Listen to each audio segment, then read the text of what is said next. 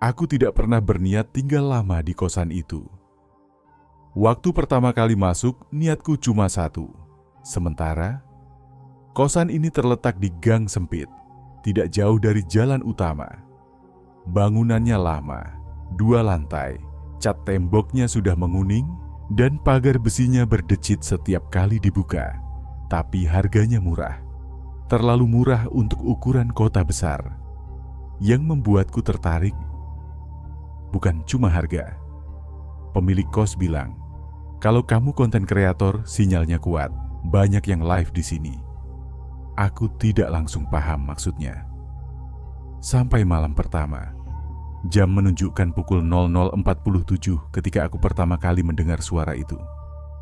Tangisan, bukan tangisan keras, bukan jeritan, tapi tangisan pelan.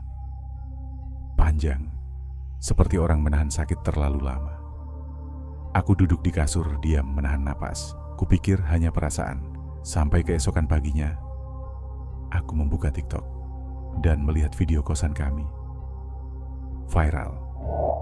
Video itu direkam oleh penghuni kamar ujung. Sebut saja Dimas. Judulnya sederhana. Jam 3 pagi di kosan gua. Jangan nonton sendirian. Di video itu, kamera ponsel diarahkan ke lorong lantai 2. Lampu lorong mati.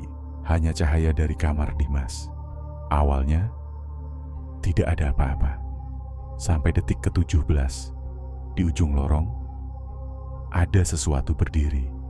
Bentuknya seperti perempuan, rambut panjang, gaun merah kusam. Tapi yang salah, kakinya tidak menyentuh lantai. Di kolom komentar, orang bilang itu editan, filter, konten settingan. Tapi aku tahu, karena jam 3 pagi itu, aku juga terbangun, dan aku juga mendengar tangisan yang sama. Dalam waktu 3 hari, 2 kamar kosong. Seminggu, bertambah 3 lagi. Bukan karena pindah kerja, bukan karena pulang kampung. Mereka pergi tanpa pamit. Kasur masih berantakan, sendal masih di depan pintu. Ada kamar yang bahkan masih ada nasi basi di mejanya. Aku bertanya ke penjaga kos, Pak Rojak. Dia cuma menggeleng pelan. Sudah dibilang dari dulu, katanya lirih. Kuntilanaknya. Bukan putih. Aku tertawa waktu itu. Tertawa gugup. Memangnya beda apa? Pak Rojak menatapku lama. Matanya cekung, seperti kurang tidur bertahun-tahun. Kalau merah, itu bukan cuma menampakkan diri. Dia menunggu orang lemah. Malam itu, aku tidak tidur. Kamar sebelah kamarku kosong. Penghuninya pindah mendadak 2 hari lalu. Sekitar pukul 2:13, aku mendengar suara dari sana. Tangisan. Lebih dekat dari biasanya. Aku menempelkan telinga ke tembok. Tangisan itu bukan dari lorong. Itu dari dalam kamar kosong. Aku membuka pintu kamarku perlahan. Lorong gelap, lampu mati. Dan di depan pintu kamar kosong itu, aku mencium bau anyir. Bukan bau bangkai, bukan bau darah, tapi bau seperti kain basah lama yang dipakai berhari-hari. Tiba-tiba, pintu kamar kosong itu terbuka sendiri. Perlahan, aku tidak melihat apa-apa. Tapi aku merasakan sesuatu. Seperti ada yang berdiri tepat di depanku, menunduk, dan menangis ke arah kakiku. Aku menutup pintu kamarku keras-keras. Tangisan itu berhenti. Digantikan satu kalimat. Dibisikkan sangat dekat ke telingaku. Aku kedinginan.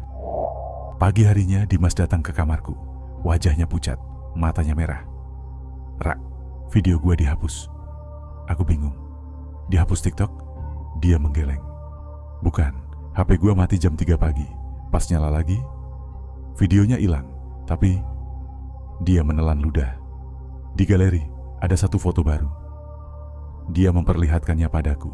Foto itu buram, gelap, tapi jelas. Lorong kos, dan di depan kamera, wajah perempuan dengan mata hitam kosong, mulut terbuka lebar, dan rambut basah menempel di pipinya. Gaunnya merah, sangat merah.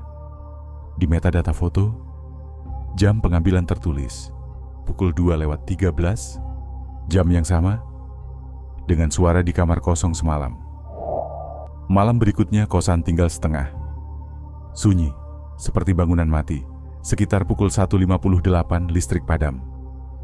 Aku keluar kamar. Lorong gelap total. Di ujung lorong, ada satu pintu kamar tertutup.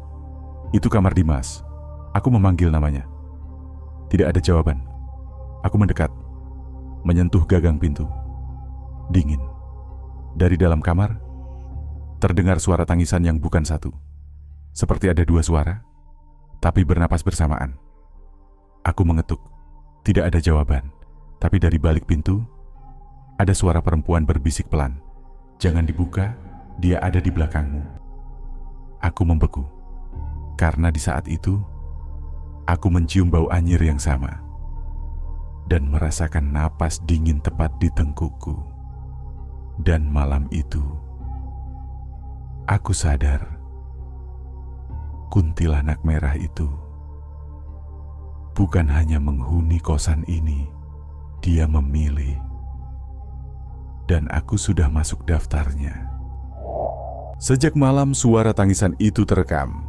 Kamar 208 tidak pernah benar-benar tertutup, padahal kami menguncinya, mengganjalnya, menyumpalnya dengan lemari.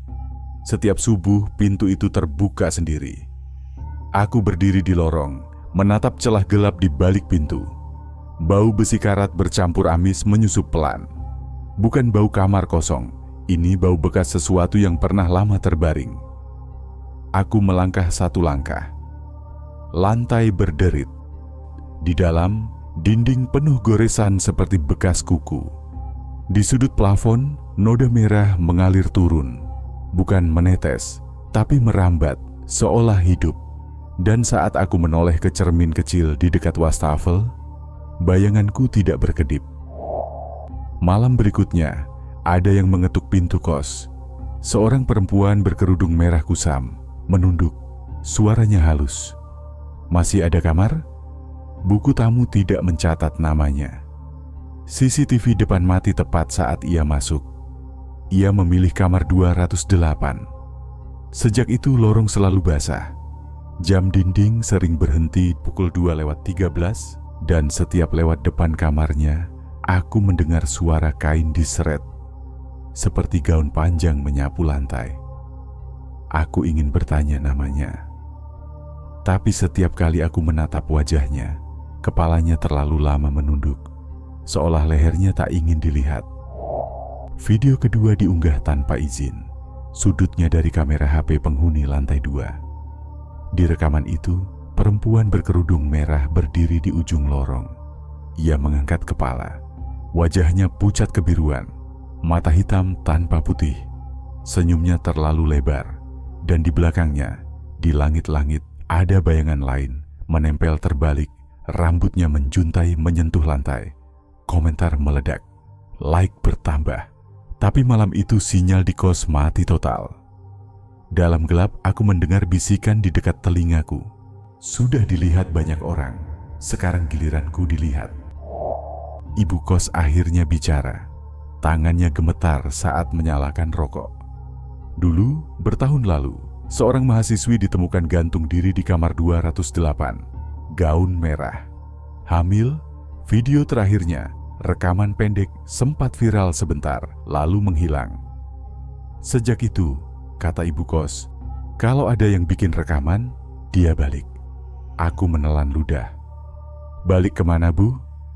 Ibu kos menatap lorong. Ke kamera. Pukul 2 lewat sedikit. Lorong memanjang, lebih panjang dari seharusnya. Setiap pintu kamar terbuka sedikit. Dari celah-celah itu, wajah-wajah pucat menatap, tidak berkedip.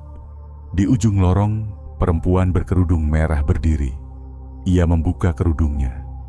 Rambutnya basah, kulit kepalanya robek seperti bekas tali. Dan di perutnya, bekas jahitan hitam bergerak pelan. Seperti ada yang ingin keluar.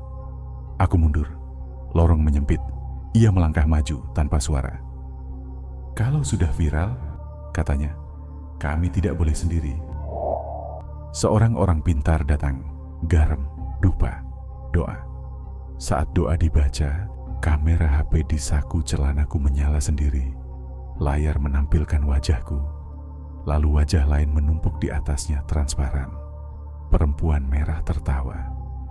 Lampu pecah satu persatu. Ritual berhenti. Ia tidak pergi. Ia menandai. Pagi itu, koper berjejer. Satu persatu penghuni keluar. Tidak menoleh.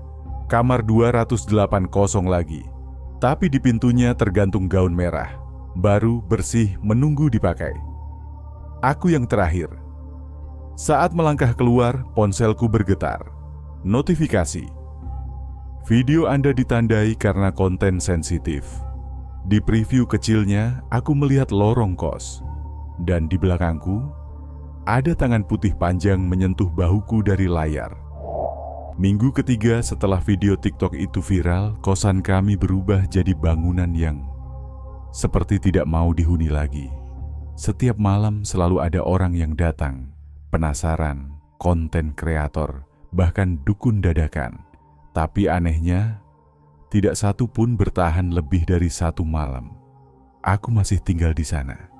Entah karena bodoh, atau karena aku merasa belum diizinkan pergi. Setiap kali ada orang baru menginap, kejadian selalu sama. Lampu kamar mati jam 2:11. Bau anyir bercampur melati dan suara tawa perempuan. Merah, basah, dekat telinga. Aku mulai sadar. Kuntilanak merah itu tidak ingin kosan ini ramai.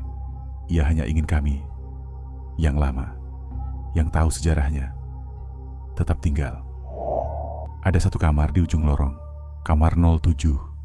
Sejak awal kosan berdiri, kamar itu selalu terkunci. Pemilik kos bilang pintu rusak. Tapi malam itu, pintu kamar 07 terbuka sendiri. Pelan, tanpa suara. Aku berdiri terpaku di ujung lorong, hanya diterangi lampu emergensi yang berkedip. Di dalam kamar itu, tidak ada ranjang, tidak ada lemari, hanya dinding penuh bercak merah kehitaman.